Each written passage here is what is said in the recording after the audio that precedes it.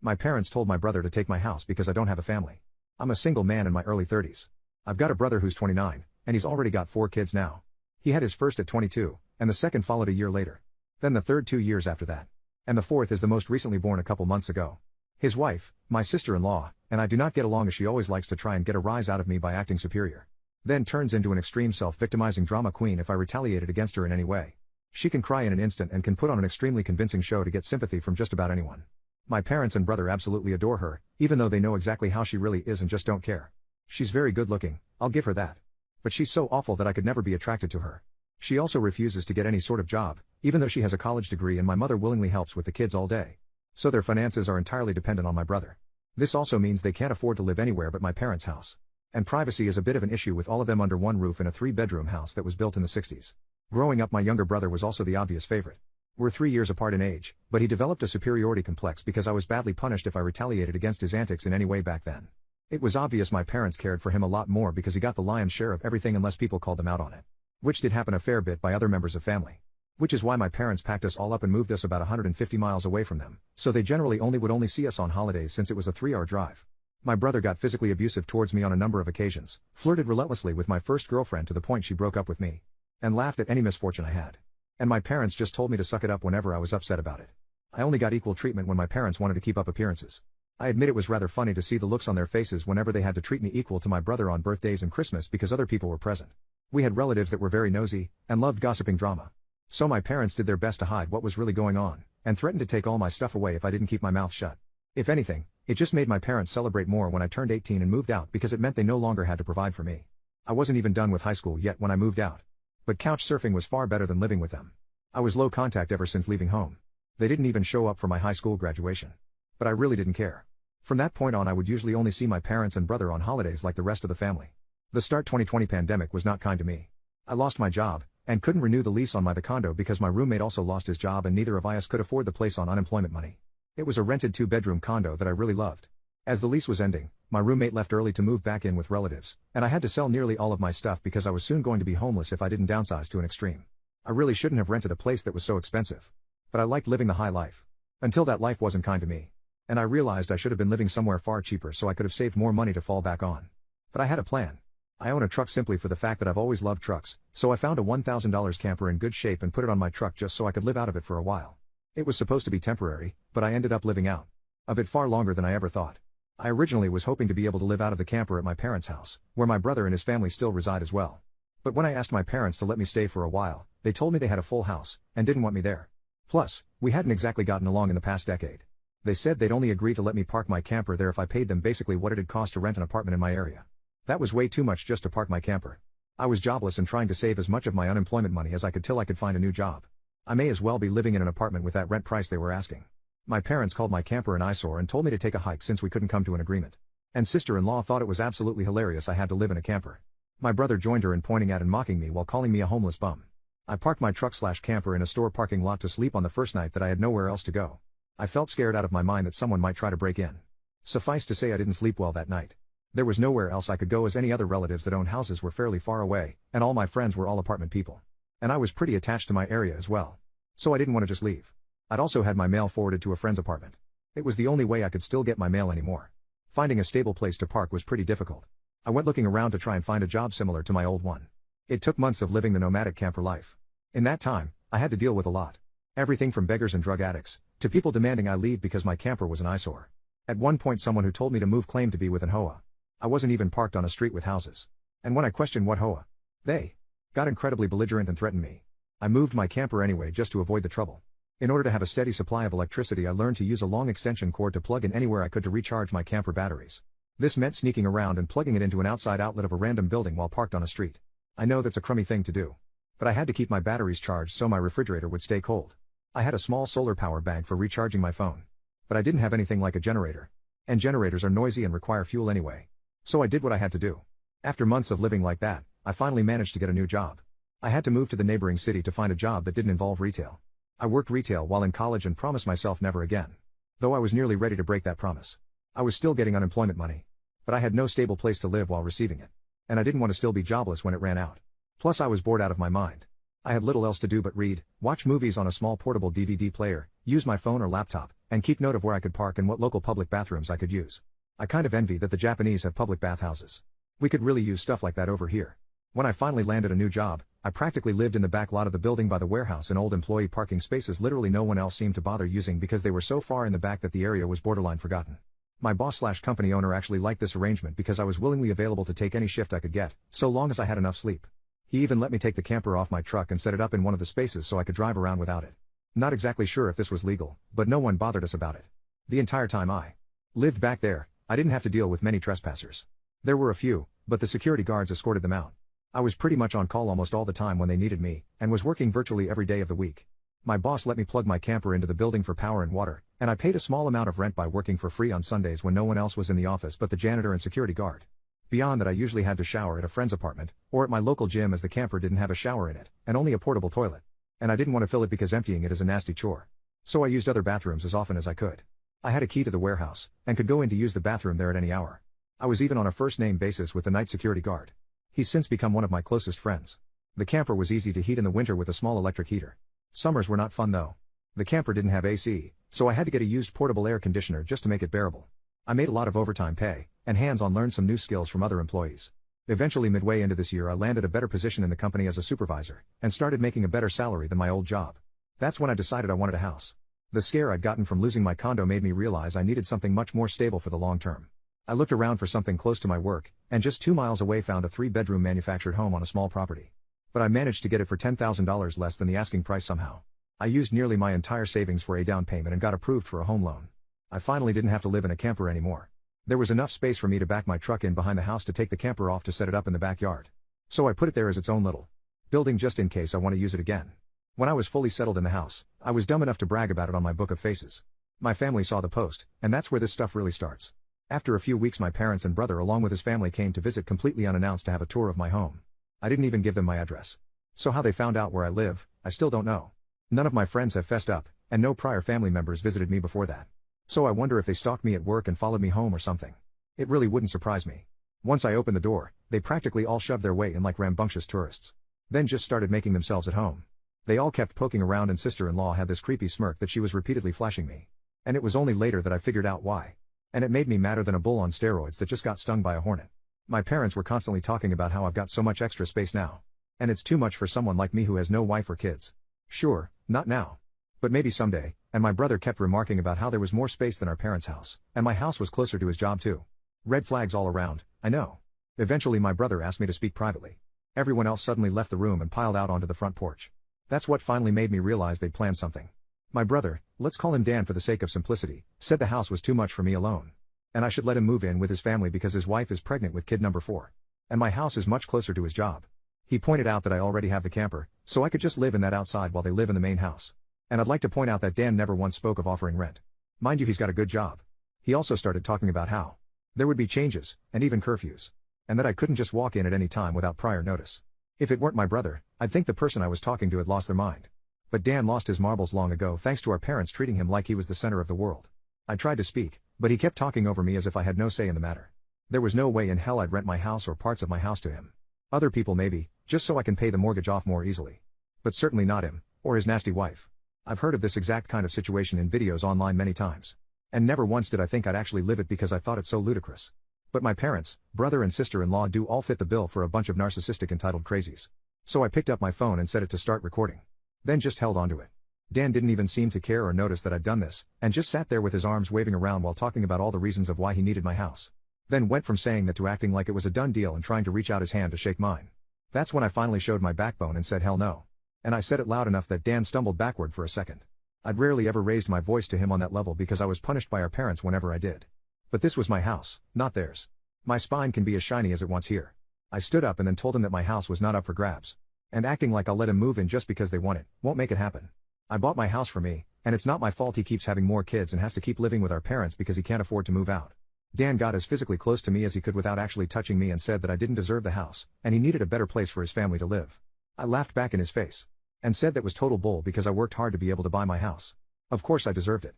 Dan started yelling that I have no wife or kids, and I don't need all the space. So I may as well give it to him. I said I'm not giving him anything. And he never even offered to pay me rent. If I let him move in, I'd still be covering the entire mortgage on my own house without even being able to live in my own house. Then Dan told me that he shouldn't have to pay rent because his family comes first, and our update, my parents told my brother to take my house because I don't have a family. They broke my locks to move in while I wasn't home. After I kicked my parents, brother and sister-in-law out for trying to force me to hand over my new house to my brother, I immediately went to my social media and told the story to the whole family. It spread pretty fast, but you won't find it now because it all got deleted some time ago and I put my own profile on private. I posted about it because I knew that the first thing my family would do when they got home is try to twist the event to make me the villain. And I was exactly right. But I had about an hour to get started before them. And I had video evidence to back up my story about what they'd done. No, I don't plan on showing the video here. So don't ask, being preemptive worked because I got a fair number of family members on my side right away. My parents, brother and sister-in-law must have been all set to write their own post, but it was too late. So they didn't even bother trying to lie much. My parents, Dan and sister-in-law had a few flying monkeys supporting them. But not much else. Plenty of others knew how entitled they already were.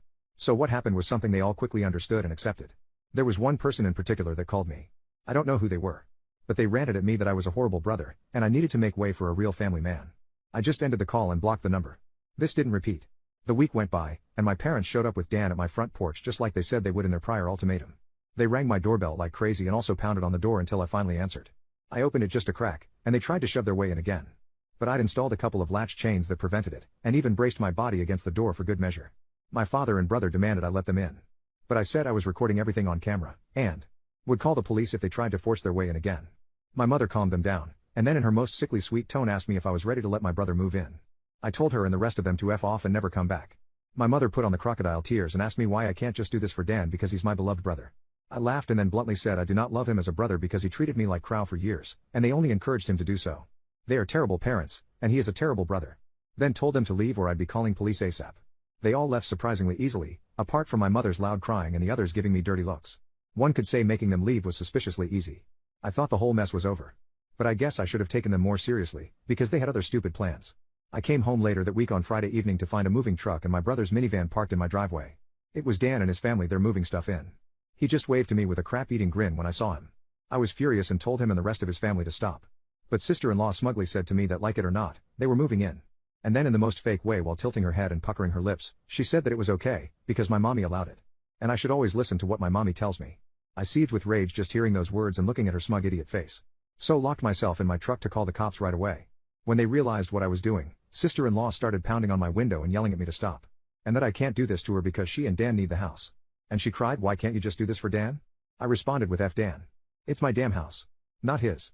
Then she threatened to key the side of my truck unless I stopped calling the police. All of which the 911 operator heard, thanks to the window being slightly open.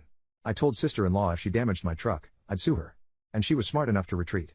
When the police arrived, Dan and sister-in-law along with their kids had locked themselves in my house.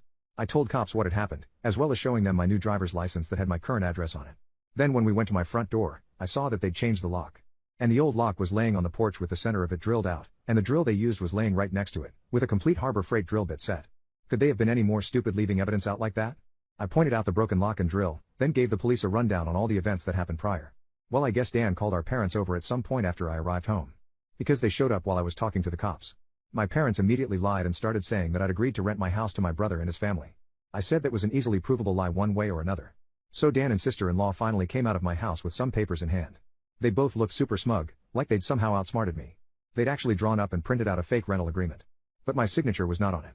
There was one, but it looked nothing like my handwriting. I don't think any of them have ever actually seen my signature. So that was incredibly stupid on their part. I told my parents and Dan that was stupidly blatant fraud. And if the cops investigated, they'd easily figure that out. And I don't think going to jail and court would do them any good. It could even make Dan lose his job. Which is his only means of providing for his family. I also said I would get a lawyer and sue for damages if anything of mine was lost, stolen or broken. And I'd call CPS too for good measure. Dan went white and looked really scared when I said all that, but my mother got between us and doubled down about how I should just do this for Dan, and live in the damn camper so they can finally have a family home to themselves. I yelled at her that if she thought it was such a good idea, she could do it for Dan herself and let Dan have her house to himself instead. The cops separated my mother from me and I said I wanted them all out right now, or I'll press charges. I stated in a shout about how they drilled out my front door lock to break in. The lease papers were obvious fakes, they badly forged my signature, and I have recorded video of sister-in-law attacking me. Those are felonies I could F over their lives with if I wanted. And if they didn't leave, that's exactly what I'd do. The only reason I hadn't already was for the sake of Dan's kids. So they have one chance to get the F out. The moment my parents heard that, I think it finally clicked that they could not force me to do it for Dan. My mother surrendered and said she'd put an end to this. Then she went over to sister-in-law and spoke with her quietly for a minute while my father spoke to Dan. Sister-in-law instantly started loudly crying and ripping up the fake rental papers into tiny bits and tossing them like confetti, only to have an officer tell them to pick up the bits of paper or he'd cite them for littering. Both of the cops at this point had the "I don't get paid enough for this" looks on their faces. Dan had to start telling his kids to load their stuff back into the moving truck. The kids were all crying, and the eldest was sobbing that he won't get his own room now. Sister-in-law and Dan gathered their kids up to try and make one last pathetic attempt to guilt me with the sad family routine. You know, where they all gather together in a sort of group hug while all facing one direction. I swear, I think they'd practiced it beforehand. All of the kids had the same pleading look with quivering mouths. Sister-in-law kept rubbing her pregnant belly and tilting her head to look like a sad puppy, and my brother just made the saddest face he possibly could and said, "Please don't do this. We need to be able to live here." But I didn't falter and told them to keep packing. All the kids and sister-in-law turned the crying up to 11, and Dan yelled at me, "Are you satisfied with yourself? You've denied us a home because you're too selfish to share and help out family." I ended up laughing like a maniac and retorting that what he was trying to do was taking, not sharing. And no amount of crying will make me let his family move in because he's no brother of mine anymore. He's just an entitled prick who thinks he can take whatever he wants from me like when we were kids. Dan started F-bombing me until the cops told him to cool it or he'd be in cuffs regardless if I wanted to press charges. He sucked in his lips and looked a mix of afraid and supremely pissed off. I asked the cops if they could stick around until my parents, brother and sister-in-law had all left. And they said they had no intention of going anywhere until this had been resolved. In fact, in the next few minutes 2 cops became 4 as more drove in for whatever reason. That gave my parents some extra incentive to get moving. I made Dan give me the keys to the new lock he'd put on my front door. Though I got another lock the next day anyway because I didn't know if he had copies of the keys or not, he was really reluctant to hand them over. Then instead of handing them to me, he actually threw them down the street and into a storm drain while saying to go get them myself. But one of the cops scolded him for that and made him go get them. He had to pull the grate off just to get at them. And he got pretty dirty in the process. When he got the keys back, he just grumbled then slammed them down into my hand. I then told them all to leave and never come back. My mother said I'd be disowned for this, as if that were some kind of threat to me. And I voiced that to them. Then in an overly sarcastically I said something along the lines of, "Oh no. That means I won't get to come to any holidays with you guys where I always get treated like crap by you all anyway. Because Dan has always been your obvious favorite. You treated all me so badly when I was growing up that if Dan ever needs an organ donor, I wouldn't give him anything. So do like you always told me to do when I was mistreated by all of you, and suck it up." Final update, my parents told my brother to take my house because I don't have a family. I decided to wait on making an account and posting until after the new year, just in case more stuff happened. And it did. As previous readers know, my sister-in-law was making passive-aggressive posts on social media that were obviously directed at me. Especially after sister-in-law had her 4th baby in November. She was posting the same repetitive nonsense over and over again. She just found semi-clever ways of rewording it. But she pretty much kept regurgitating that she was tired of living with my parents, that there isn't enough space, she needs her own house, blah blah blah. I know I sound dismissive. But live through what I have with these people and you'd be ready to sarcastically play tiny violins in front of them too. They're just that bad. And since I waited until January to make an account, more happened just like I thought. I stated before that I'd invited half the family for a Christmas Eve party at my house. And everyone I invited all came, even though it was a fairly long drive of around 3 to 4 hours for them. But they wanted to come and show me their support. I was praised by them a lot for how hard I'd worked to get a house on my own, and that they were sorry for everything I'd went through. I was asked why I didn't just take my camper and drive the 3 hours back to them, instead of living pretty much homeless for so long. And I had to sheepishly admit that I was very attached to living around here, and I had my best employment opportunities in this area. My hometown doesn't have a lot of great job opportunities in my field, if any at all. And I wanted to make my own way as much as I could. An answer they overall accepted. We moved on to having a rather nice party. The best I'd been in years. Some relatives even brought CDs of great Christmas albums. And I have to say, the one my uncle brought of Ray Charles was my favorite. He sings Christmas songs like no one else I've heard. It was a grand and happy time. I felt like for once I could just forget my past issues and enjoy the moment. But I wouldn't be writing this if it had stayed that way. About 2 hours into the party, you know who showed up. My parents, brother and sister-in-law popped in trying to look all smiles. They didn't even knock. Just walked right in my front door like they were meant to be there. I shut off the music and told them to leave immediately. They begged to stay and said they brought gifts. One of my uncles stood up and yelled at them before I got another chance to speak. And he said they don't deserve to be in my home, or my life after the crap they tried to pull months earlier. And he was backed up by several other relatives. Mind you, this guy is my mother's brother. And he used to love her to pieces until he found out about the stuff that went on between me and my parents. My grandparents, mother's parents, as old as they are, hurriedly got in between us and said to my parents that if they want to make amends with me, it's far too soon. And they've never been more disappointed in them than they were this past year. They'd hidden their favoritism for my brother from prying eyes for a long time. But no one was fooled anymore. And they needed to make a serious effort to try and actually treat me like a son if they ever wanted to be in my life again. Then they turned to Dan and sister-in-law, and said they've seen the repetitive nonsense sister-in-law keeps posting about. They're tired of it, and to just let it go already. My house will not become their new home. Sister-in-law went back to her old standard of crying, and had a pity party about how she should be the one living here, and not me. She plopped down in a chair to have a tantrum and say it wasn't fair I got this house to myself when I have no family of my own, And she has 4 kids that need more space. And she just wanted a better place to live in and feel like a real mom. It was petty of me, but I loudly pointed out that she sucks as a mother because she lets my mother do most of the parenting while she sits on her butt all day drinking, playing on her phone, or going out and spending all of Dan's money. And she has the nerve to complain about it. I even joke that I'm surprised her baby doesn't get drunk from her breast milk since she drinks so much booze. Which I admit went a bit too far as I got some stares. And sister-in-law demanded to know if I was calling her a bad mom. I said the evidence speaks for itself. And if she wanted to be able to afford to move out of my parents' house someday, then she needs to put her college degree to some use, get a job, and learn to save money. My mother already does most of the child care for my brother's kids anyway.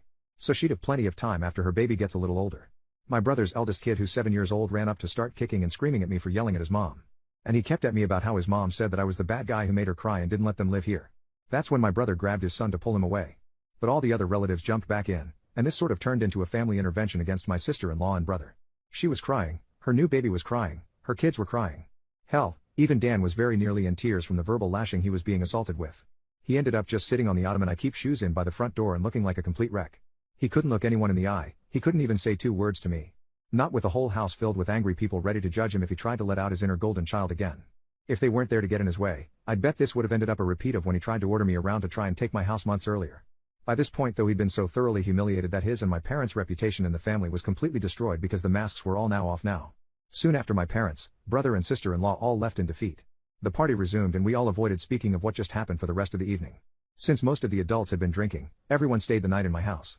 I even let some of them sleep in the camper so there'd be enough space. I admit, it also makes a good guest house. My relatives all wanted a tour of it earlier as well. And they said they couldn't believe I'd been living in it for around 2 years. I got a lot of questions about it. Like what summer and winter was like, and so on.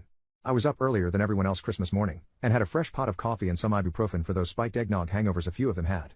I was complimented on being a way nicer host than my parents ever were, and we all agreed to do this again next Christmas. After Christmas, sister-in-law did finally stop making posts that were obvious digs at me, and deleted all of the old ones as well. But shortly after the new year, she more recently made a new post complaining about how she'd tried to convince my parents to get a camper like I did, so it could be set it up in the backyard so Dan and his family could use the whole house as their family home. Well, a taste of one's own medicine is never fun. Because my parents turned that idea down, vehemently I hear. No one is going to push them out of their own home, let alone their master bedroom. The post was only up for a couple of days before sister-in-law removed it. And she has hardly posted anything since then. She loves to complain. But if a tree falls and no one is around to hear it, can it still complain? Sister-in-law, I guess, has realized there's no point in doing it when no one hears her anymore. And Dan can't afford to move his family out on his salary alone anytime soon. If they end up expecting another child in the next few years, I won't be surprised. Things mellowed down for me since then. And I've even invited friends over for a poker night. I suck at poker because I can never remember a damn thing about it. But so what? We get to drink beer and eat junk food while being merry idiots. We all loaded up on Whoppers from Burger King and just had it at the best way 4 grown men can when they just want to have a good unadulterated time and get pissed drunk. I think maybe around summer I'll look into possibly dating someone. I'm not exactly getting younger here. Fingers crossed that goes well. My camper just sits idle in my yard now. And I admit, there were some days I went out there just to spend time in it. I did live in it for 2 years. It's like my second home. And maybe one day I'll actually get to use it for camping, like it was meant to be. I've never been camping. My parents considered it a waste of time. So it'd be a completely new experience for me. This pretty much marks the end of what happened. My parents, brother and sister-in-law have all been staying very clear of me. In fact, they seem to have gone back to acting like I don't exist, like they did before I bought a house. Not like that bothers me at all. It's better that way. But they'll inevitably come back in some way. I know they will. I just wonder what kind of stupid thing they'll do next. If anything notable like all this ever happens again, I'll make another post if this account is still active.